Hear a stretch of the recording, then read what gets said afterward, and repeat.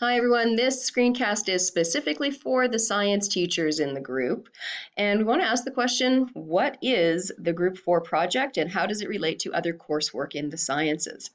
This is a question that is always asked because there can be a fair degree of confusion about whether the Group 4 project is the internal assessment or if they're two different things. So I want to make sure that we can move forward understanding that. If you're not a science teacher, you can feel free to ignore this screencast or watch it if you find it interesting.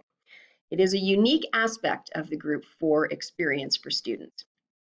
The Group 4 project is an interdisciplinary activity that all diploma students who take science courses must participate in.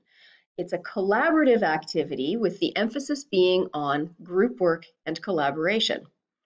This is where students from different Group 4 subjects will work together on a scientific or technological topic, allowing for concepts and perceptions from across the science disciplines to be shared in line with science's aim number 10, which says to develop an understanding of the relationships between scientific disciplines and their influence on other areas of knowledge.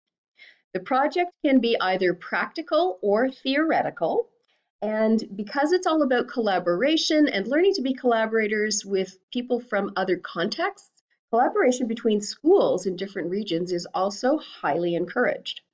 The Group 4 project allows students to appreciate the environmental, social, and ethical implications of science and technology.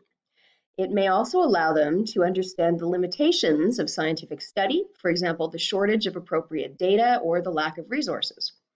The emphasis on interdisciplinary cooperation and the processes involved in scientific investigation, rather than the product of an investigation, are really what's important in the Group 4 project.